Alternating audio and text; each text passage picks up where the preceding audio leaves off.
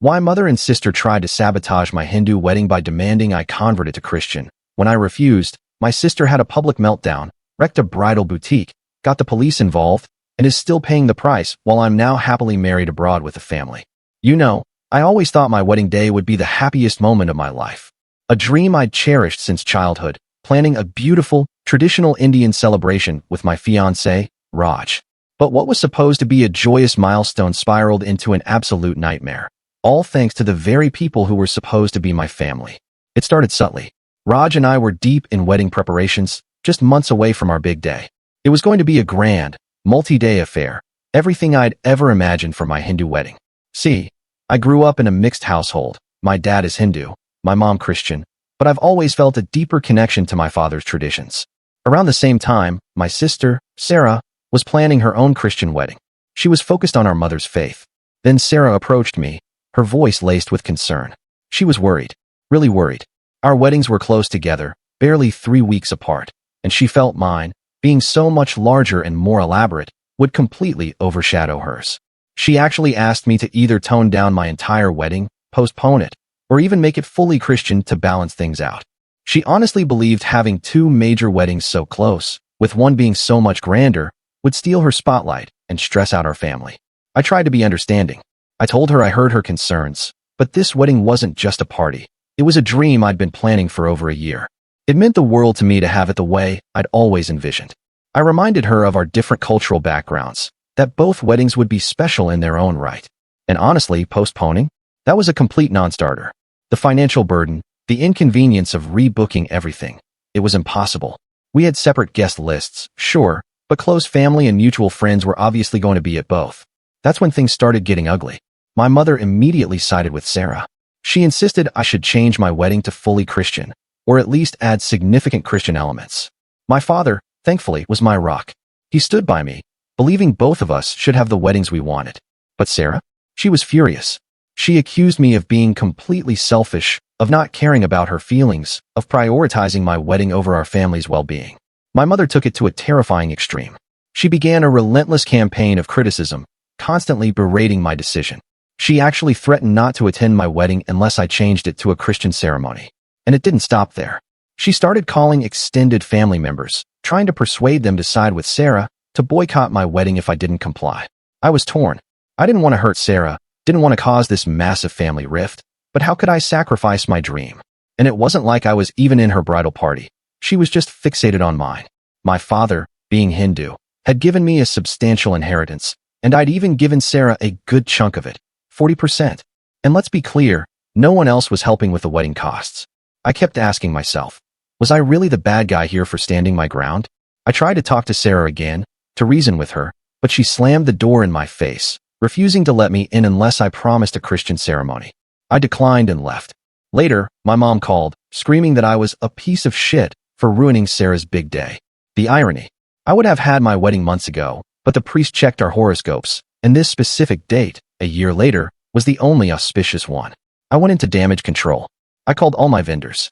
Luckily, they agreed to put password protection on all my bookings, even though it wasn't their usual policy. Thank God, because my mom had already tried to change my bridal lehenga and party decor. Seriously, she tried to change my lehenga. Our wedding was massive, you know? My side alone had 1,734 people. Together, Raj and I had a guest list of 3,600. Sarah tried to invite everyone too, but she barely coordinated anything, just sent invites and told people to spread the word. Meanwhile, Raj and I, with my in-laws' help, were accommodating all our guests. My inheritance included this ancient, sprawling castle mansion with 100 rooms, so we were putting some people up there and booking resorts for the rest. Then came the next level of drama. After all that nonsense with my sister and mother, I decided to go to the bridal shop. Initially, under pressure from my mom, I'd picked a white lehenga, but I really wanted a traditional red one. So, my future mother-in-law and sister-in-law came with me to make the change. We were just looking at fabrics when, completely unannounced, my mother and Sarah burst in. My mother immediately launched into a tirade, calling me ungrateful and disrespectful for changing the color. Sarah, seeing the red lehenga samples, just lost it. She tried to persuade the shop assistant to switch it back to white, but when that didn't work, she completely went berserk. A few days later, she went back to the shop alone and demanded they change my red lehenga to white. When the assistant refused again, Sarah went absolutely wild. She grabbed a bottle of dye and started spilling it all over the lehengas in the shop, screaming that if she couldn't have her way, no one else would. The staff called the police. When they arrived, she threatened them, too, saying she'd make sure they regretted arresting her. Sarah was taken into custody for property damage and threatening a police officer. Her boyfriend called me, demanding that I pay for her bail and give up my wedding, claiming all this happened because of me. I refused. Absolutely not. I wasn't going to sacrifice my plans or finances for her irrational behavior. As a result, Sarah had to cancel her own wedding and sell their car just to cover the bail money. Her boyfriend, unable to handle the drama and financial strain, broke up with her the very next morning. I woke up to my phone absolutely flooded with messages from extended family members. Most were asking about Sarah's arrest. Some were outright demanding I help her. I ignored them all. My priority was damage control for my wedding. I called the bridal shop. The manager informed me the damage was extensive, over 20 lehengas destroyed, worth hundreds of thousands of rupees. They were pressing full charges and wouldn't drop them, even if I offered to pay. My future mother-in-law called shortly after, suggesting we visit another shop for backup options. She'd already contacted 3 boutiques that could rush order a lehenga if needed. We scheduled appointments for that afternoon. As I got ready, my father's brother, Uncle Arjun, arrived. He'd always been neutral in family disputes, so I let him in. He sat down heavily, explaining my mother had been calling all the relatives, spinning stories about how I'd orchestrated Sarah's arrest just to steal her wedding thunder. I showed him the police report and the security footage the shop had sent me. His face darkened as he watched Sarah destroying property and screaming threats. He just shook his head and promised to set the record straight with the family. After he left, I drove to meet my in-laws at the first boutique. The owner, Mrs. Patel, greeted us warmly and showed us several stunning red lehengas. I was examining a particularly beautiful piece when my phone rang. It was the detective handling Sarah's case. She informed me Sarah had made bail, but had immediately violated the restraining order the shop had filed by driving past it multiple times that morning. Security cameras caught her taking photos of the storefront. They'd arrested her again, and this time, bail would be significantly higher. I thanked him for the update and returned to lehenga shopping, trying to push the family drama from my mind. My future sister-in-law, Priya, held up a gorgeous lehenga with intricate gold embroidery. It was perfect, even more beautiful than my original choice. We placed the order with rush delivery, and Mrs. Patel assured us she'd personally oversee every detail. As we celebrated with tea and sweets, my phone buzzed. A text from my mother. "You've destroyed this family. Don't expect any of us at your wedding." I showed the message to my mother-in-law, who immediately called my mother. I could only hear one side of the conversation, but it was clear my mother-in-law wasn't holding back. She reminded my mother that I'd generously shared my inheritance with Sarah, that I'd planned my wedding according to religious customs, and that I had done nothing wrong. The call ended with my mother hanging up on her. Over the next few days, I threw myself into wedding preparations. The caterers confirmed the menu for 3,600 guests. The decorators sent updated designs, incorporating even more traditional elements. The priest confirmed all the ceremony details. I personally called each vendor to update security protocols. Now, they required both a password and photo ID for any changes. My cousin, Mara, visited to offer support. She revealed that my mother had been telling relatives I'd bribed the police to arrest Sarah. Mara had defended me, causing a rift with her own parents who sided with my mother. I felt terrible that my wedding was dividing the family, but Mara assured me that the truth would eventually come out. She also mentioned that Sarah's ex-boyfriend had been telling people about Sarah's increasingly erratic behavior in the months leading up to her arrest. A week passed without major incident. I was reviewing seating arrangements when my father's sister, Aunt Kamla, arrived with several other relatives. My heart sank, expecting another confrontation. Instead, they'd come to offer support. They'd seen the security footage Uncle Arjun had shared and were appalled by Sarah's behavior. Aunt Kamla handed me a gift, a beautiful antique necklace that had belonged to my grandmother. She said, "You deserve to wear it at your wedding, regardless of what your mother said." The touching moment was interrupted by loud banging on my door. Through the peephole, I saw my mother with Sarah, who was apparently out on bail again. I didn't open the door. Instead, I called building security. They arrived quickly and asked them to leave.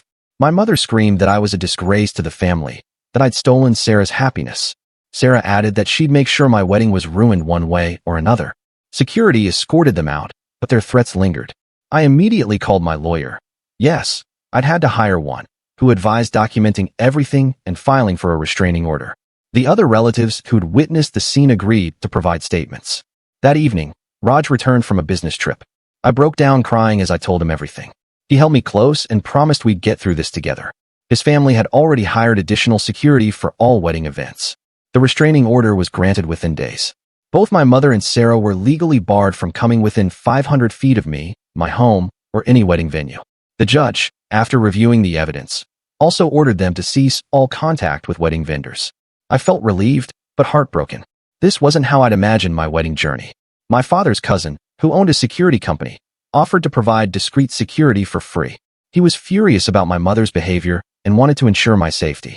I gratefully accepted. He assigned a team to monitor all wedding venues, starting immediately. The next challenge came from an unexpected source. The hotel where many guests would stay called to inform me that someone had tried to cancel the room blocks. Thanks to our new security measures, they'd refused, but it was concerning. I spent hours on the phone with various vendors, confirming every detail. The security company my cousin provided had already caught 2 more attempts at sabotage.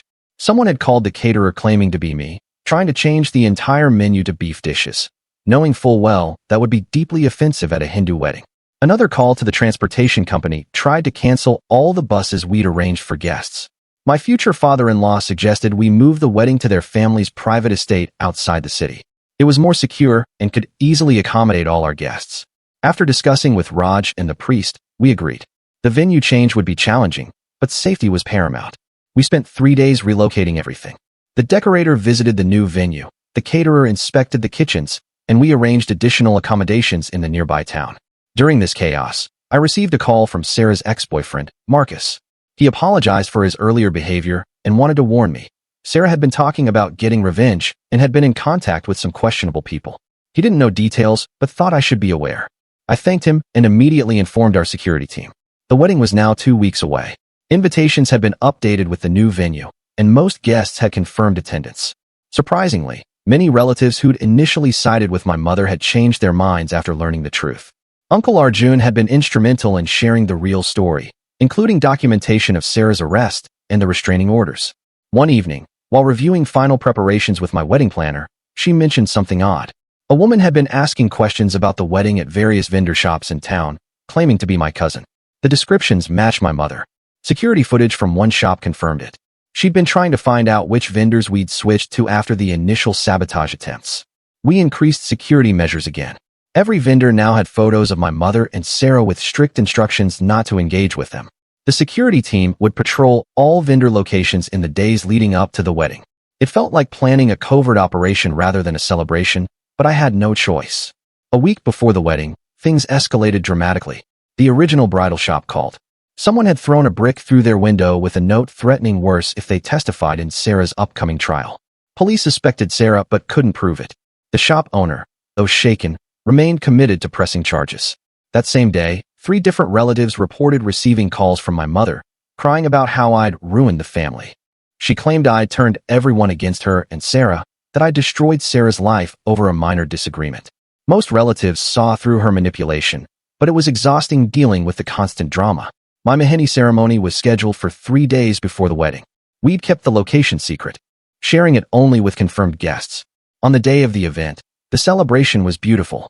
Dozens of women gathered to have intricate henna designs applied, while musicians played traditional songs. My mother-in-law had arranged for the best mehendi artists in the region. Halfway through the ceremony, security noticed a suspicious car circling the venue. They investigated and found Sarah's best friend, Cassandra, taking photos. She claimed she was just passing by, but security escorted her away. We later learned she'd been posting live updates on social media, likely feeding information to Sarah and my mother. The Sangeet, our musical celebration, was the next evening. Despite everything, it was magical. Raj's family had prepared elaborate dance performances, and even my stressed mind couldn't help but enjoy the festivities. My father's relatives showered me with blessings and gifts, making up for my mother's absence with their overwhelming love and support. However, the joy was short-lived. The next morning, 2 days before the wedding, I woke to find my car tires slashed. Security footage showed a figure in dark clothing, but they couldn't make out identifying features. Police took it seriously, given the restraining orders, but without clear evidence, they couldn't arrest anyone. We knew it was likely Sarah or someone she'd hired. That afternoon, while getting my final lehenga fitting, Mrs. Patel pulled me aside. Someone had called claiming their daughter was getting married and needed a red lehenga urgently. The caller had asked detailed questions about my order. Mrs. Patel, suspicious, had refused to provide information. The caller had become angry, accidentally revealing they knew about my wedding before hanging up. The day before my wedding, tension was at its peak. Security reported multiple attempts to breach the estate's perimeter. Local police increased patrols in the area. Despite everything, preparations continued.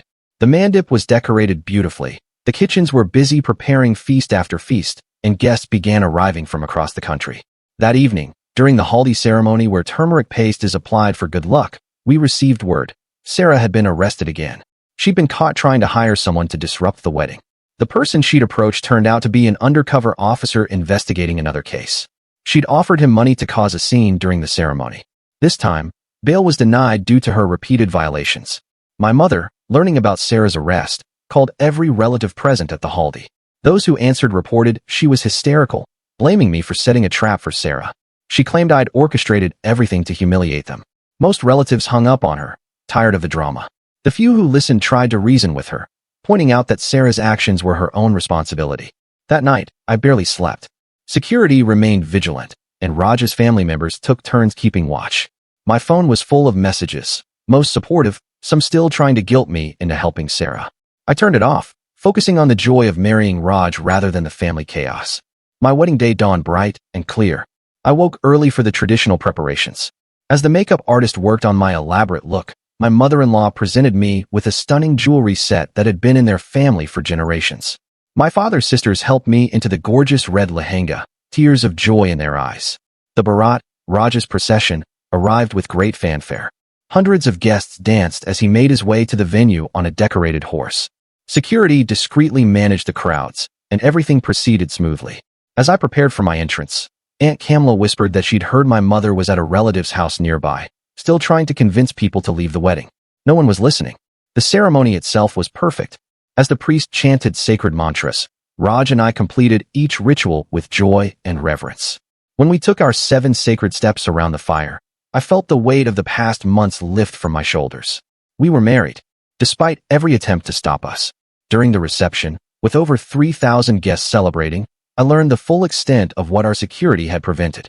They'd stopped 3 separate attempts to disrupt the ceremony. People my mother had convinced to protest the wedding, a fake police officer trying to claim there was an emergency, and even someone attempting to tamper with the sound system during crucial moments.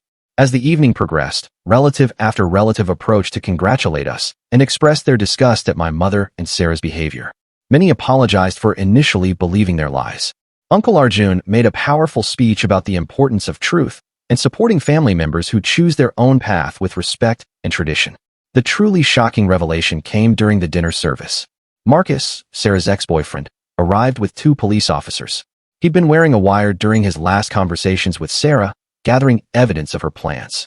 The recordings clearly showed her attempting to hire people to sabotage my wedding, discussing ways to ruin me, and even mentioning physical harm. The officers assured me this would ensure she faced serious jail time. As our guests enjoyed the elaborate feast, my phone buzzed with a message from an unknown number. It was my mother, using someone else's phone. The message was short: "I have no daughter." Instead of pain, I felt relief. She'd made her choice, and I'd made mine. The rest of the reception was pure celebration. Raj and I danced, laughed, and enjoyed every moment with a family who truly supported us. My father's relatives had become my rock, showing me that family isn't just about blood, but about those who stand by you. As the evening wound down, my new mother-in-law pulled me aside. She'd been in contact with a lawyer who specialized in harassment cases. With all the evidence we'd collected, security footage, recordings, witness statements, we had an airtight case against both Sarah and my mother. She wanted to make sure I was protected going forward. The next morning, as Raj and I prepared to leave for our honeymoon, we received one final update. Sarah had been charged with multiple counts of harassment, stalking, attempted destruction of property, and conspiracy to commit assault. The evidence was overwhelming. She faced years in prison. My mother, while not criminally charged, had been served with a permanent restraining order. As our car pulled away from the estate, I looked back at the venue where I'd married the love of my life, despite every obstacle. My phone was full of messages from relatives sharing photos and videos of the beautiful ceremony. The family that mattered had stood by me, and justice had prevailed. 6 months later, I received a letter from Sarah in prison. She wrote about how she'd been receiving therapy and finally understood how wrong she'd been. She apologized for everything and said she didn't expect forgiveness, but wanted me to know she was working on herself. I didn't respond, but I kept the letter. Maybe one day, far in the future, healing could begin. My mother never reached out again. Relatives told me she'd moved to another city, telling people she had no children. It hurt, but I'd found my true family in Raj's wonderful parents and siblings, in my father's relatives who'd supported me, and in the new family Raj and I were building together. The wedding that was meant to be overshadowed became legendary in our community, not for the drama, but for the love and support that triumphed over hatred and manipulation. The vendors who'd stood by us referred many new clients, impressed by our grace under pressure. The security team my cousin provided had prevented a disaster, and I was forever grateful. As I write this, I'm preparing for a different kind of celebration. Raj and I are expecting our first child, and both our families, the one I chose and the one that chose me, are overjoyed. My mother-in-law is already planning the naming ceremony, and my father's sisters are knitting tiny clothes. Sometimes I think about Sarah and my mother, wondering if they ever found peace. But mostly, I focus on the beautiful life I've built with Raj, surrounded by people who truly love and support us. The wedding they tried so hard to destroy became the foundation of something stronger, a family built on respect, love, and truth. Looking back, I realize their attempts to ruin my happiness only made it clearer who truly deserved to be in my life. Every vendor who stood by us, every relative who saw through the lies, every security person who protected our celebration, they all became part of our story. A story that began with conflict but ended with the greatest victory of all, a love that couldn't be destroyed and a family that couldn't be broken. The letter from Sarah sat in my drawer for weeks before I finally decided what to do with it. I photocopied it and sent the original to my lawyer, just in case. That turned out to be the right decision, because 3 days later, my cousin, Pri, called with disturbing news. She worked at the prison commissary and had overheard Sarah talking to another inmate about how the letter was part of her lawyer's strategy to show rehabilitation and get early release. I immediately forwarded this information to the prosecutor handling her case. They thanked me and said they'd add it to their files. It seemed Sarah hadn't changed at all. She was still trying to manipulate situations to her advantage. The prosecutor also mentioned that my mother had been visiting Sarah weekly, and they'd been discussing something that had the guards concerned enough to monitor their conversations more closely. 2 weeks later, I was at a prenatal appointment when the receptionist handed me an envelope that had been delivered to the clinic. Inside was a photo of my ultrasound that I posted on social media for close friends and family, with red markers scribbled across it. The message was clear: someone was watching me. Hospital security reviewed their cameras and found a woman in a wig and sunglasses had dropped it off. The build matched my mother's. Raj insisted we hire a private investigator to supplement the security we already had. The PI, recommended by my father-in-law's business associate, was a former police detective named Kararma. Within days, he'd uncovered something troubling. My mother had been using a fake name to rent an apartment just 2 blocks from our home. She'd been there for over a month, watching our routines. We immediately filed a police report, but because she hadn't technically violated the restraining order's distance requirement, they could only document it. Kararma suggested we vary our routines and install additional cameras. He also discovered she'd been attending the same prenatal yoga class as me under an assumed name, though she'd stopped coming after I'd mentioned feeling watched to the instructor. The next escalation came through an unexpected channel. My mother-in-law received a call from her jewelry store, saying someone had tried to sell pieces that matched the family heirloom set she'd given me for the wedding. The person fled when asked for identification, but they'd captured clear footage. It was my mother, wearing a poor disguise. The jewelry was still safely in my possession, which meant she'd had replicas made. But why? Kararma's investigation revealed the answer. My mother had been showing the fake jewelry to distant relatives, claiming I'd sold her family heirlooms for money because Raj's business was failing. She was trying to turn the extended family against me with lies. Fortunately, most relatives were skeptical, especially since Raj's family business was publicly known to be thriving. One morning, I woke to find our garden destroyed. Every plant had been uprooted, including the sacred tulsi plant my mother-in-law had gifted us for our new home. The security cameras had mysteriously malfunctioned that night. Police suspected someone had used a signal jammer, which suggested planning and possibly accomplices. The elderly neighbor mentioned seeing a van parked outside around midnight, but hadn't thought much of it. Raj's family immediately stepped up security measures. His uncle, a retired military officer, personally supervised the installation of military-grade cameras with backup power systems. The security team was doubled, and we started varying their shifts randomly to prevent anyone from learning patterns. It felt like living in a fortress, but we had no choice. With a baby on the way, the psychological warfare intensified. I started receiving packages at work, baby clothes cut into pieces, photos of cribs with red X marks through them, printouts of articles about pregnancy complications. HR got involved when one package contained a doll covered in fake blood. They banned all personal deliveries and stationed security at reception. My boss, understanding the situation, allowed me to work from home more often. During this time, Sarah's lawyer contacted me. He claimed Sarah wanted to make amends and had information about my mother's plans that I needed to know. My lawyer advised against any contact, but the persistent calls made me wonder what Sarah knew. The lawyer even showed up at Raj's office, trying to pressure him into convincing me to visit Sarah. Raj had security escort him out and filed a harassment complaint with the Bar Association. The turning point came when I was 7 months pregnant. I'd gone to the temple with my mother-in-law for a special blessing ceremony. As we were leaving, a woman approached, claiming to be lost and asking for directions. While my mother-in-law was distracted helping her, another woman bumped into me hard, nearly knocking me down the temple steps. Security caught her, and it turned out to be one of Sarah's former cellmates who'd recently been released. The woman broke down under police questioning. My mother had paid her to accidentally cause me to fall, hoping to trigger complications with the pregnancy. The plan had been coordinated through Sarah, who was using her prison connections to help my mother. This revelation led to additional charges against Sarah and finally gave police enough evidence to arrest my mother for conspiracy to commit assault. My mother's arrest made waves through the family. Some relatives who'd remained neutral finally understood the severity of the situation. Others, particularly from her side, accused me of fabricating evidence. The family WhatsApp groups became battlegrounds of accusations and counter-accusations. I left them all, focusing on my health and the baby. During my mother's bail hearing, shocking information emerged. She'd liquidated significant assets, including property she'd inherited from her parents, accumulating nearly 50 lakhs in cash. The prosecutor argued she was a flight risk, and bail was set extremely high. Unable to pay, she remained in custody. Her lawyer, probably paid in advance, kept filing appeals that were consistently denied. With both my mother and Sarah incarcerated, I thought we'd finally have peace. I was wrong. Their network was more extensive than we'd realized. Former friends of Sarah started showing up at places I frequented, the grocery store, the pharmacy, even my doctor's office. They wouldn't approach or violate the restraining order, but their presence was clearly meant to intimidate. Karama discovered these women were being paid through a complex system. Money was being deposited into their accounts by someone using multiple fake identities. He traced some transactions to internet cafes, but the trail went cold. Someone with resources was funding this harassment campaign, and we suspected my mother had hidden money somewhere before her arrest. The stress was affecting my pregnancy. My doctor put me on partial bed rest after my blood pressure spiked. Raj took leave from work to be with me, and his family practically moved in to help. His sister, Priya, quit her job temporarily to ensure I was never alone. The support was overwhelming and exactly what I needed.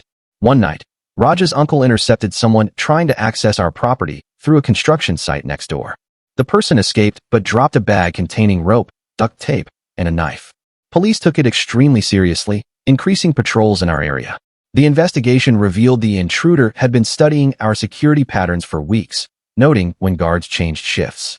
We decided to temporarily move to Raj's family estate outside the city. The move was kept secret, with only essential family members knowing our location. Even then, we used decoy cars and changed routes multiple times. It felt like a movie, but the threat was very real. The estate's security was impenetrable, with Raj's uncle's military connections ensuring professional protection. At the estate, I finally felt safe enough to relax. The remaining weeks of my pregnancy passed peacefully, though we maintained vigilance.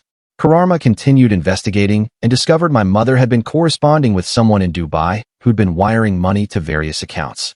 The connection was unclear, but authorities in both countries were now involved. 2 weeks before my due date, we received intelligence that made everything click into place.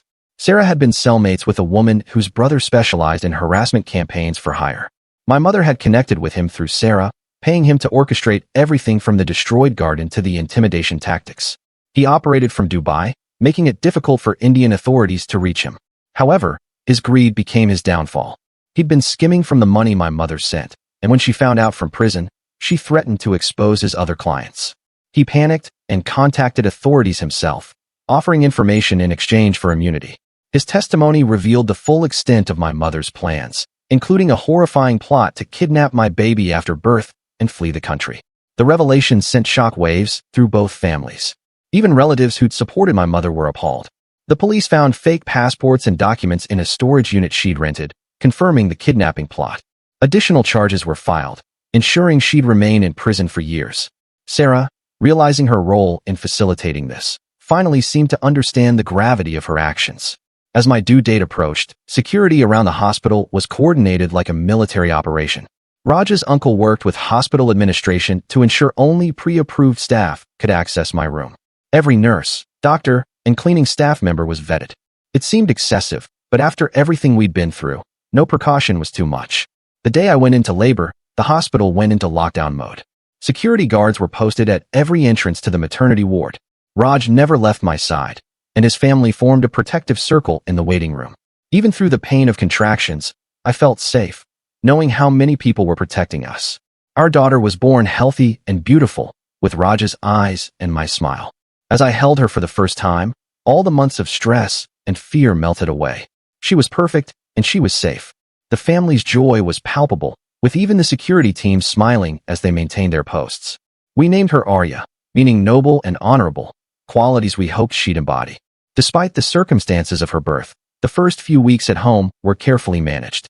Visitors were limited and thoroughly vetted. Every gift was inspected, every delivery scrutinized. It was exhausting, but necessary. Karama maintained surveillance on prison communications and reported that both my mother and Sarah had gone silent, which worried us more than their previous schemes. When Arya was 6 weeks old, we received an unexpected legal notice. My mother was suing for grandparental rights, claiming I was denying her access to her grandchild due to a misunderstanding. Her new lawyer argued that the restraining order shouldn't apply to the baby since it was issued before Arya was born. It was a ridiculous claim, but we had to take it seriously. Our lawyer filed a comprehensive response, including all evidence of the harassment, assault attempts, and kidnapping plot. The judge not only dismissed her petition but extended the restraining order to explicitly include Arya until she turned 18. My mother's lawyer withdrew from the case, likely realizing the extent of his client's actions. The legal victory was satisfying, but we couldn't let our guard down. Karama discovered my mother had been trying to manipulate other inmates into contacting their outside connections for help. She'd become obsessed with the idea that Arya was rightfully hers and that I'd stolen her grandchild. The prison psychiatrist diagnosed her with several personality disorders, though she refused treatment. As Arya grew, we slowly began to reclaim normalcy. Security remained, but became less obtrusive. We started attending family functions again, though always with precautions. The extended family had largely rallied around us, understanding the truth of the situation. Those who still doubted were politely, but firmly excluded from our lives. When Arya was 4 months old, we received news that shook us. Sarah had been attacked in prison by another inmate she'd tried to recruit for my mother's schemes. She survived, but was seriously injured. The investigation revealed she'd promised payment she couldn't deliver, leading to the assault. Even in prison, their manipulation had consequences. The attack seemed to finally break through Sarah's delusions. Her lawyer contacted us again, this time with a genuine request. Sarah wanted to provide testimony about my mother's broader network in exchange for a transfer to a minimum security facility. My lawyer advised cooperation, as it could help prevent future threats. Sarah's testimony was eye-opening. My mother had connections we hadn't imagined, people she'd manipulated over years who owed her favors or believed her lies about me. She'd been planning the harassment campaign long before my wedding, resentful of my relationship with our father and the inheritance I'd received. The wedding had simply been the catalyst for her existing rage. Armed with this information, authorities dismantled the network piece by piece. Several people were arrested for their roles in the harassment, though most had believed they were helping a wronged mother reconnect with her daughter. The man in Dubai was extradited and faced serious charges. Slowly, the threat diminished. By Arya's first birthday, we'd achieved something resembling normal life. The security team was reduced to a single, discreet bodyguard, more precaution than necessity. The estate felt like a home rather than a fortress. We even managed to have a small celebration without incident, though we still carefully vetted every guest. My mother-in-law had become my rock through everything, showing me the maternal love I'd been denied. She often said that my mother's loss was her gain, that she couldn't have asked for a better daughter-in-law. Her support, along with Raj's unwavering love, had gotten me through the darkest moments. As I write this update, Arya is learning to walk, stumbling between furniture with a determination that reminds me of myself. She's surrounded by love from Raj's family and my father's relatives, who've become our chosen family. The shadow of my mother and Sarah's actions still lingers, but it no longer defines our lives. We've learned that family isn't about blood, but about choice. Every person who stood by us, who protected us, who believed in us, they're our real family. The vendors who refused bribes, the security team who kept us safe, the relatives who saw through lies, they all played a part in our story. Looking at Arya's innocent face, I sometimes wonder if I'll ever tell her about her grandmother and aunt. For now, she knows only love and safety. When she's older, perhaps I'll explain how sometimes people we should trust most can hurt us deepest, but also how love and truth ultimately prevail. The journey from my wedding day to now has been harrowing, but it's also shown me strength I didn't know I possessed. My mother and Sarah tried to destroy my happiness at every turn, but instead, they only reinforced the bonds with those who truly matter. Their hatred created a fortress of love around my family that no amount of manipulation could penetrate. As Raj often says, we didn't just survive their attempts to break us, we thrived despite them. Our marriage, tested by fire, emerged stronger. Our daughter, threatened before birth, is healthy and cherished. Our family, both chosen and blood, stands united. The victory isn't just mine or Raj's, it belongs to everyone who chose love over hate, truth over lies, and protection over persecution. The story that began with a sister's jealousy over a wedding became something much larger, a testament to resilience, the power of chosen family, and the triumph of good over evil. My mother and Sarah remain in prison, their networks dismantled, their influence ended. Meanwhile, we continue building our life, one peaceful day at a time. Sometimes, in quiet moments, I feel a twinge of sadness for the family that could have been. But then Arya laughs, Raj smiles, and I'm surrounded by the warmth of those who chose to stand with us. That's when I realize I haven't lost anything that matters. Instead, I've gained everything: a loving husband, a beautiful daughter, and a family that proved itself through trials most never face. The wedding they tried to overshadow became the foundation of something unshakable. Every challenge they threw at us only made us stronger, more united, more certain of our love. In trying to destroy my happiness, my mother and Sarah ultimately gave me the greatest gift: the knowledge that what Raj and I have built together can withstand anything. I stared at Arya, taking her first wobbly steps between the coffee table and couch, my heart swelling with pride. She'd been walking for about a week now, and each attempt was getting more confident. Raj was at work, but I'd already sent him 3 videos that morning. My phone buzzed with a text from an unknown number. I almost ignored it, but something made me check. The message was simple: Sarah wants to meet Arya. Please consider it. She's changed. It was from her new lawyer. I immediately called my lawyer, who advised against any meeting. The restraining order was still in effect, and Sarah had shown no genuine change beyond her testimony for a lighter sentence. I blocked the number and tried to focus on Arya's playtime, but the message nagged at me. That evening, when I told Raj about it, he was furious. He called our lawyer himself and demanded they send a cease and desist letter to Sarah's legal team. 2 days later, my cousin, Pri, called with news from the prison. Sarah had been moved to minimum security after her testimony, but she'd already gotten into trouble. She'd been caught trying to smuggle a phone into her cell, claiming she needed to contact me about something urgent. The guards confiscated it and found she'd been researching custody laws and grandparental rights cases. It seemed she was still plotting with our mother. The following week brought a new development. A woman showed up at Raj's office claiming to be a social worker investigating a complaint about child neglect. She had no proper identification, and when security detained her, she admitted someone had paid her to gather information about our family. She didn't know who. The payment had come through an anonymous online transfer. Police traced it to an internet cafe near the minimum security prison where Sarah was held. We increased security again, this time focusing on Arya's daily routine. Her pediatrician visits were scheduled at random times. We varied which parks we visited, and I stopped posting any photos on social media. It felt like we were going backwards, but protecting Arya was paramount. My mother-in-law suggested we consider moving abroad for a few years until things truly settled. Raj's company had offices in Singapore and Dubai, and a transfer was possible.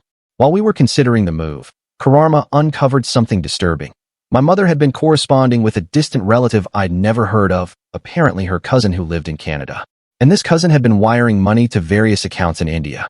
When authorities investigated, they found she'd been told I'd stolen the family fortune and left my mother destitute. My mother had been building a network of sympathizers through lies, even from prison. The Canadian cousin, once contacted by police and shown evidence of my mother's crimes, was horrified. She'd sent nearly $30,000 over 6 months, believing she was helping a wronged woman. She immediately stopped all payments and provided authorities with all their correspondence. The letters revealed my mother's delusions had deepened. She genuinely believed Arya belonged to her and that I'd stolen her life. A month before Arya's second birthday, we received notice that Sarah was up for early release. Despite the phone incident, her overall behavior had been deemed acceptable, and with overcrowding in the prison system, she was being considered for house arrest with electronic monitoring. The thought of her being free, even with restrictions, terrified me. Our lawyer filed objections, but we were told the decision wasn't ours to make. During this stressful time, Raj's uncle intercepted another attempt to gather information about us. A man had been asking questions at Arya's playgroup, claiming to be writing an article about modern parenting. The playgroup coordinator, aware of our situation, had immediately contacted us. Security footage showed him taking photos of the building and noting arrival and departure times. He disappeared before police arrived, but we knew the threat was escalating again. The decision about moving abroad was made for us when Raj's company offered him a promotion to head their Singapore office. It was perfect timing. We could leave the country legally without seeming like we were fleeing and start fresh where my mother and Sarah had no connections. We began preparing for the move quietly, telling only essential family members. The plan was to leave before Sarah's potential release. 2 weeks into our preparations, I noticed a familiar car parked outside our building multiple times. Karama investigated and discovered it was registered to one of Sarah's former cellmates. Not the one who tried to push me, but another woman who'd recently been released. She'd been watching our movements, probably reporting back to Sarah. We filed a police report, but without evidence of illegal activity, they could only warn her to stay away. My mother-in-law threw herself into helping us prepare for Singapore. She researched neighborhoods, schools for when Arya was older, and even found a beautiful apartment through her business connections. She was heartbroken about us leaving, but understood it was necessary. She promised to visit every few months, and we made plans for extended stays during holidays. A week before our planned departure, chaos erupted. Sarah had been released on house arrest, and within hours, she'd cut off her ankle monitor and disappeared. Police launched a manhunt, but she'd clearly planned this. Her lawyer claimed to have no knowledge of her intentions and withdrew from representing her. The restraining order violation alone would send her back to prison, but first, they had to find her. We went into immediate lockdown. Security was tripled, and we moved to Raj's family estate again. Our flights were booked for 3 days later, and we just needed to stay safe until then. Arya, thankfully, was too young to understand the tension. She toddled around the estate, chasing butterflies and playing with her cousins, blissfully unaware of the danger. The night before our flight, security cameras caught someone attempting to scale the estate walls. Guards apprehended them. It was Sarah, disheveled and desperate. She'd been hiding in the woods for days, watching the estate. When police arrived, she broke down completely, alternating between begging to see Arya and screaming threats. She claimed Arya was meant to be hers, that she'd raise her as the daughter she never had. The delusion was complete. As police took her away, she shouted something that chilled me. She said her mother had promised her that if she could get Arya, they'd all be a family again in Canada. It seemed my mother had been orchestrating this from prison, using her cousin's money to fund Sarah's escape attempt. The cousin, when contacted, confirmed she'd been asked to prepare a room for a granddaughter who would be visiting soon. Sarah's arrest made the local news.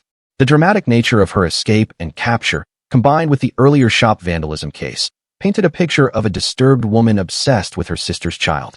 Several relatives who'd still been skeptical finally understood the danger we'd been facing. My phone filled with apologetic messages from family members who doubted our fears. We spent our last night in India at the estate, surrounded by security and family. Raj's parents organized a small farewell dinner with only the most trusted relatives. It was bittersweet. We were escaping to safety, but leaving behind the family who'd supported us through everything. Arya played with her cousins, and I tried to memorize every moment, knowing it would be months before we'd see them again. The journey to the airport was orchestrated like a military operation. We used decoy cars, took different routes, and had security at every checkpoint. Even at the airport, plainclothes security officers shadowed us until we passed through immigration. Only when we were seated on the plane, Arya sleeping peacefully in my arms, did I finally breathe freely. Singapore was everything we'd hoped for. The apartment my mother-in-law had found was in a secure building with excellent amenities. Raj threw himself into his new role, while I focused on settling Arya into our new life.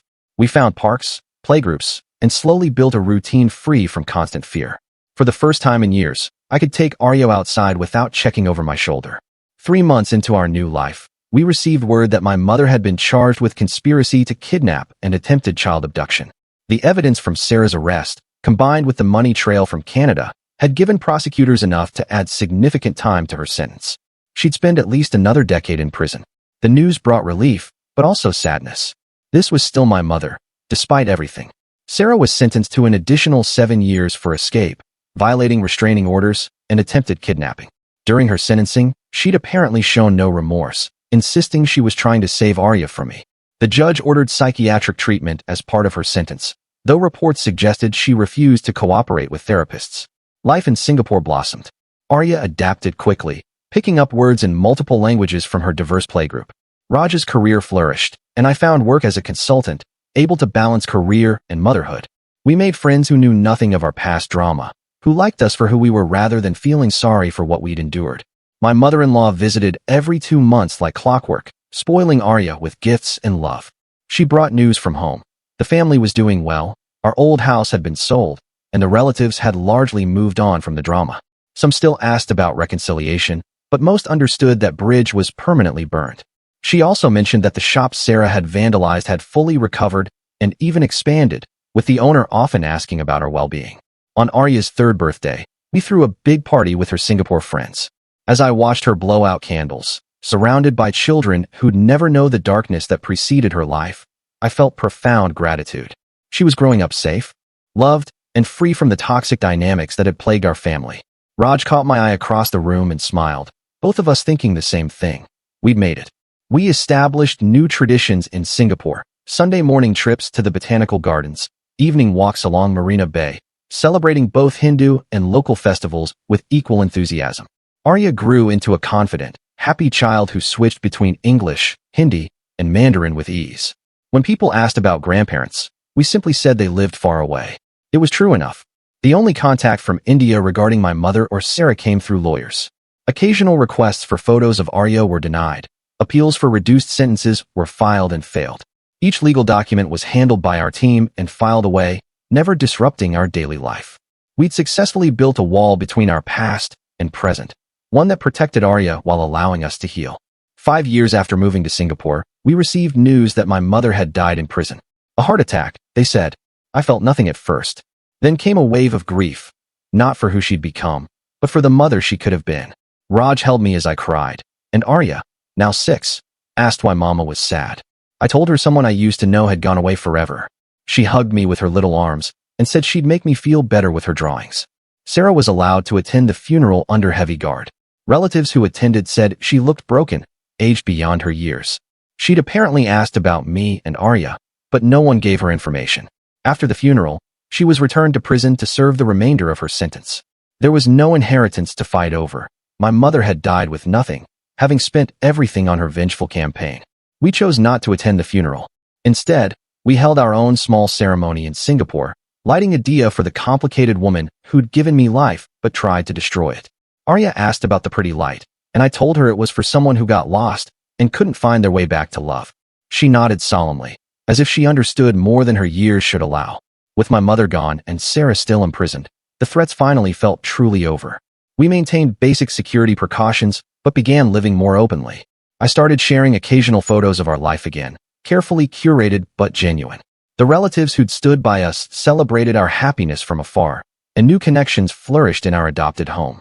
When Arya was 7, she asked why we didn't visit India like her friends visited their home countries. We told her we would someday, when she was older. For now, India came to us through her grandparents' visits, through the food we cooked, the festivals we celebrated, and the stories we told. She accepted this with the easy adaptability of children, more interested in her upcoming ballet recital than family history. Raj's career continued to soar, and we bought a beautiful house in Singapore. As we signed the papers, I thought about the castle mansion I'd inherited long ago, now sold to fund our new life. That inheritance had caused so much pain, but ultimately, it had given us the means to escape and build something better. Every room in our new home was filled with laughter instead of fear. We had another child when Arya was 8, a boy we named Dev. His birth was peaceful, celebrated by the family we'd chosen and built. No threats, no security concerns, just joy. Arya became a devoted big sister, teaching him words in all her languages and protecting him fiercely. Watching them together, I saw the sibling relationship I'd always wanted with Sarah, but never had. As I finish writing this update, Sarah's sentence is almost complete. We've received word through lawyers that she wants no contact upon release, that she's built a life in prison through vocational programs and wants to start fresh. I hope it's true. I hope she finds peace. But we'll maintain our distance and our new life, regardless. Some bridges, once burned, should stay ash. Our story began with a wedding that was meant to be overshadowed and became a testament to resilience. It continued through years of harassment, fear, and flight. But it doesn't end with bitterness or regret. It ends with Arya's laughter echoing through our Singapore home, with Dev taking his first steps, with Raj and I building a life we never imagined but wouldn't trade for anything. The relatives who supported us remain in our lives, visiting when they can, video calling weekly. The vendors who stood by us during the wedding drama still send Diwali greetings. The security team that protected us became family friends. Every person who chose right over wrong became part of our story's happier chapters. They proved that family isn't about blood but about choice, loyalty, and love. Sometimes, Arya asks about old photos she finds, wondering about the people in traditional Indian clothes at what looks like a grand celebration. I tell her it was Mama and Papa's wedding, a big party where lots of people came to wish us well. She asks if she was there, and I tell her she was in our hearts, waiting to join our family. It's enough truth for now. Someday, when she's older, we'll share more. But for today, she knows only love, safety, and belonging. Our life in Singapore isn't perfect. No life is. But it's ours, built on our terms, free from toxic manipulation and control. We've learned that sometimes the best response to those who try to destroy your happiness is to build it somewhere they can't reach. Not out of fear, but out of wisdom. Not as victims, but as survivors who chose to thrive. And in the end, that's the greatest victory of all, a normal, happy life with the people who matter.